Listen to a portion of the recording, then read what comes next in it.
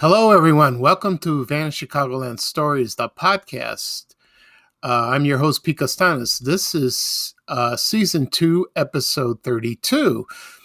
And we have a fun-filled show today. And this program is brought to you by Child World Toy Store.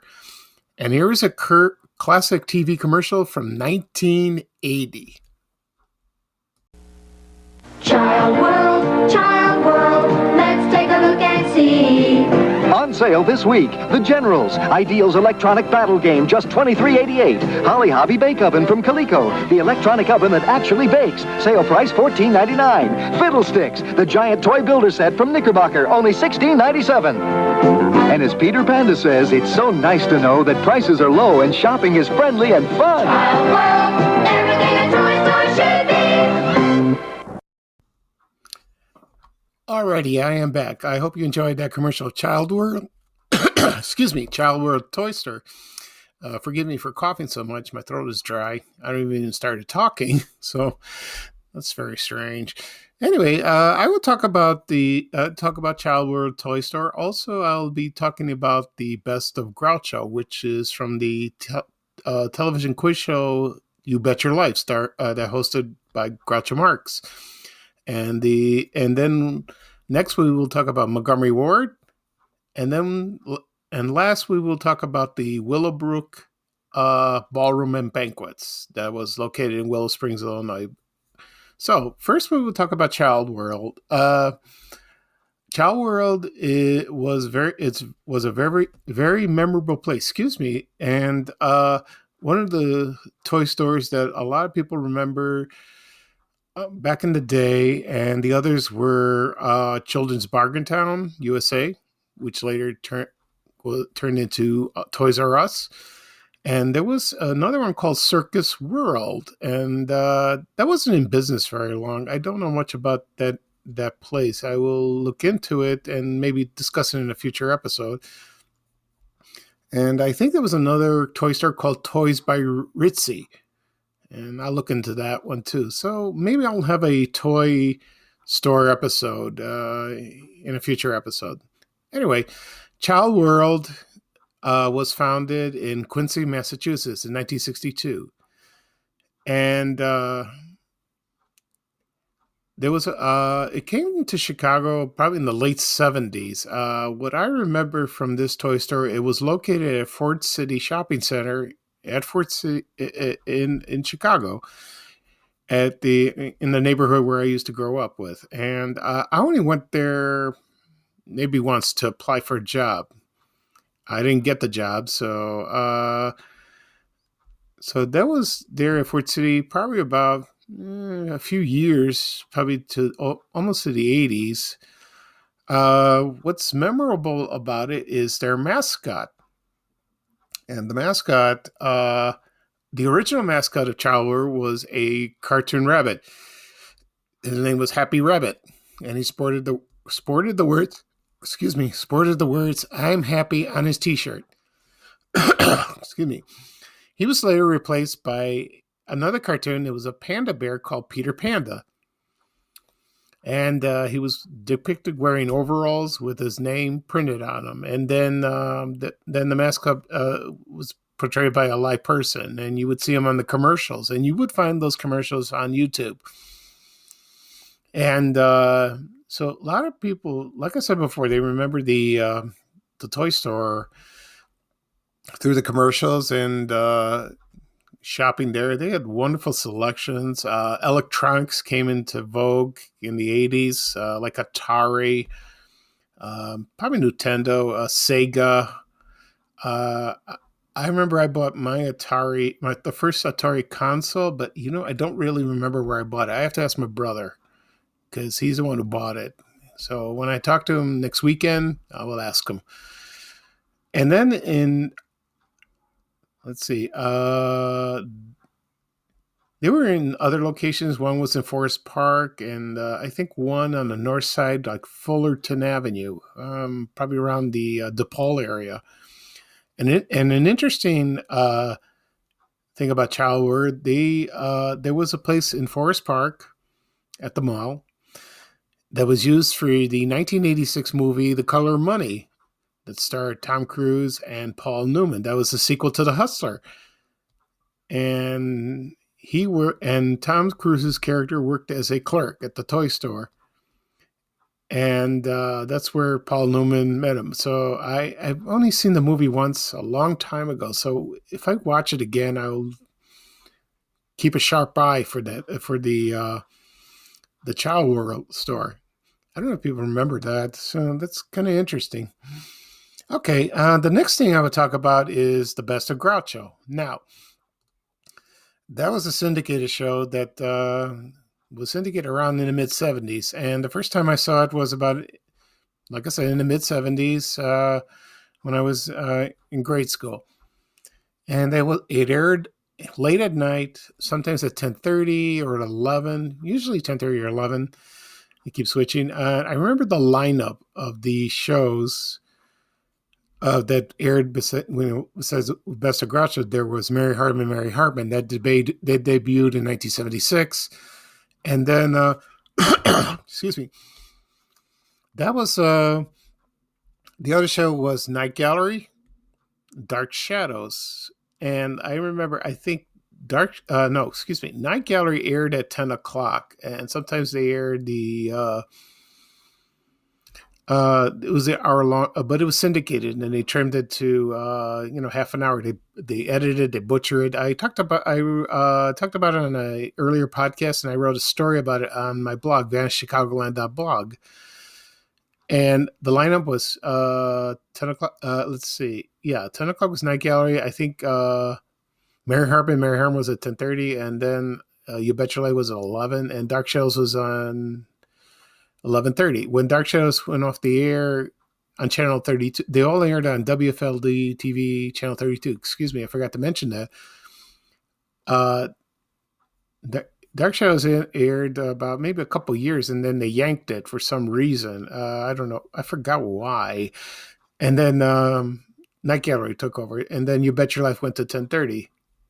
And I watched that every night. I loved right before I went to bed. That was a great lineup to it. And that's the first time I saw You Bet Your Life, and it was called The Best of Groucho. And they didn't play every episode for the show because, like I said, it was The Best of Groucho. So, the show started on radio in 1947. And it was on radio. It was simultaneously on radio and television. And then it debuted on TV in 1950. I want to see the date on that, so I don't know. Yeah. And then, October 4th, 1950, it debuted, which is October 4th is my birthday. And it ended at... in 1961, that's when, and then let's see. So the show ended in June 29th, 1961. They didn't show. I don't think they showed reruns in the 60s. I think they came later. And then when I saw it the first time, like I said, when I saw it the first time in the 70s, I was amazed by Groucho Marx. He was still the funniest man I ever saw. I love his movies with his brothers. I used to watch them on WGN Channel 9 on New Year's Eve. It was a tradition. They would show the classics, Duck Soup, Night at the Opera, Animal Crackers, Horse Feathers, Go West, and I remember A Night in Casablanca, and there were other wonderful ones. Oh, At the Circus, I can't think of all of them. Anyway, when Groucho was the perfect host. He was sometimes he was serious, when they talked to the contestants. Excuse me. But then he would say, he would say some jokes, and he would ad lib. Some were very risque. So, but you wouldn't catch that.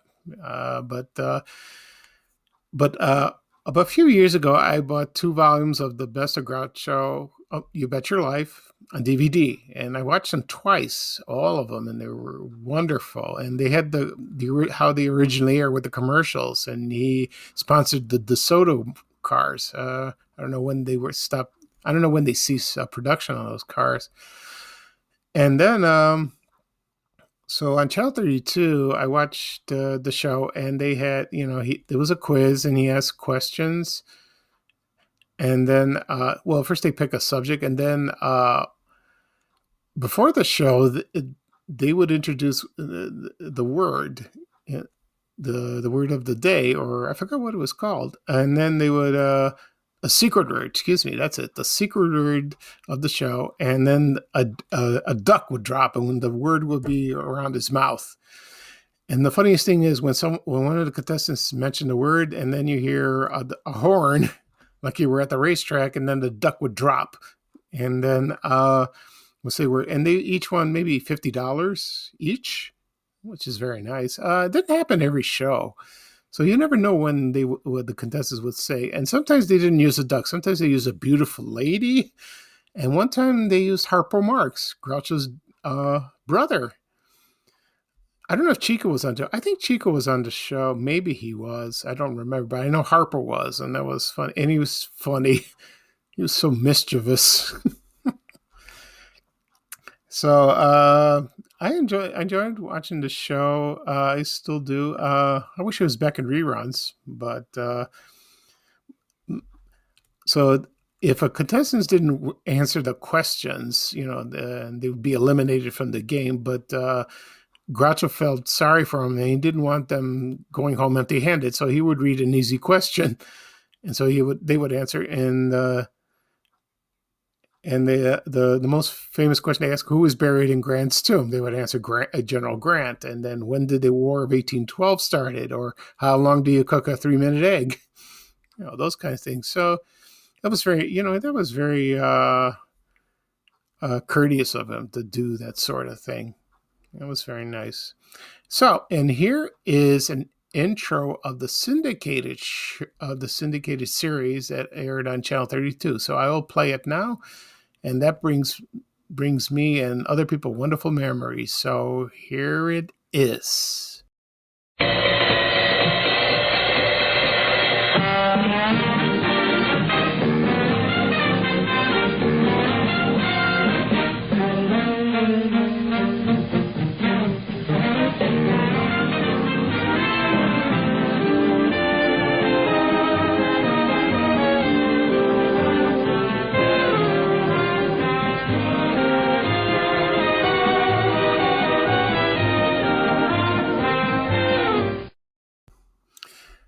Okay, I'm back now. I hope you enjoyed the introduction of Mr. Groucho. I'll mention a couple more things about it. There were some famous celebrities that appeared on the game show, and I won't read all of them, but I'll just read a couple of them that you do recognize. And there was Phyllis Diller. That was her TV debut. There was Ray Bradbury, the author, and another author, William Peter Blatty, who wrote The Exorcist, and there were others, and the most famous remark that Groucho ever did was a woman, and she had 20 children, and that's what urban legend was told, And Groucho asked her, why you chose to raise such a large family? And her name was Charlotte Story. And Mrs. Story replied, I love my husband. And then Groucho said, I love my cigar, but I take it out of my mouth once in a while. That was funny. So I don't think they aired it in syndication, but it is, I believe it's on the DVD. It is there. Okay. So that was fun to discuss. And now I will talk about Montgomery Ward, the department store. And that was a famous store, very famous store. A funny thing about it, every time I post Montgomery Ward on my Facebook page on Vanish Chicagoland, people would say monkey warts. And so, I always hear about that. And maybe people say that because the fact was, excuse me, that there was a store in Dallas. They used to have monkeys in the back of the store. And that's probably where the nickname came. And then all the people in Chicago said that too. So I guess that's true. Maybe it's not. I think maybe it's another reason for that. I remember there was one store called Litton's. It was a clothing store, and they had monkeys on display in the windows. I don't know which ones. I think one in Evergreen Park and probably downtown. Probably. I don't know. I'll talk about Litton's in another episode. Anyway, so Montgomery Ward, it was founded in 1872. That was a long time ago. I'm amazed by that. And it operated between 1872 and 2001. And it is still in business, but it's an online retailer. So if you go online, you can browse and you can purchase things, which is very nice. I haven't done that. I'd like to check it out. I don't know what sort of items they have on sale. I don't know if they have clothing or appliances. We'll see. So my recollections of Montgomery Ward was, I remember it was located at Fort City Shopping Center. They opened around, I think, 75, 76, around there. And it was a huge store. I remember I applied there when I was in high school. Didn't get the job there. But when we lived in our neighborhood, my mother shopped there all the time. She loved it. She loved that. She loved that store. And she's told me the clothes were nice. They were wonderful. They had wonderful appliances. They had everything there. And they opened downtown, which I remember on State Street around Adams. And I think before that, it was the Fair department store. I could be wrong. I think it was that. And the Fair department store was there for quite a while, probably the early 20th century. And a lot of people still remember that that department store, the Fair department store. They had the creaky floors and wonderful Christmas displays, which I've been told. An interesting thing about Montgomery Ward was, excuse me, was there was a copywriter named Robert L. May. And in 1939, he created the character Rudolph the Red-Nosed Reindeer and wrote the poem. I think he did. So, and then in 1946, they distributed 6 million copies of the poem as a storybook. And then in 1951, the singer Gene Autry sang the song. And that song, Rudolph the Red-Nosed Reindeer, and that song is still played on the radio at Christmas time every year. And it's still well known and well remembered and well loved. So that's an interesting, and the anime series that debuted in 1964 that is still airing on television every year, and I love it. And I'm surprised it's still on TV. Sometimes they don't play much Christmas specials like from the 60s and 70s, but it's a year-long tradition. It's edited as usual, so if you could buy the DVD, you get the full show on that. And Montgomery Ward, I don't know when it closed in Chicago, probably on State Street, probably in the 80s or 90s, and then so that didn't last long. And like I said, it folded in 2001, and it's an online retailer. So they also had a section called Electric Avenue, which is interesting. I remember the commercials, and I remember shopping times by, Electric Avenue. They had the VCRs, the camcorders, video games. It was there for probably computers, like Apple computers, not like the Apple computers we have now. They're more advanced and they do everything. So So here is a commercial from early 1990s of Montgomery Wards, and I hope you enjoy it. So here it is. We've changed our aisles. We've changed our styles. We've changed our lines. We've changed our signs. We've changed displays and we've changed our ways. Yeah, things are changing at Montgomery Ward.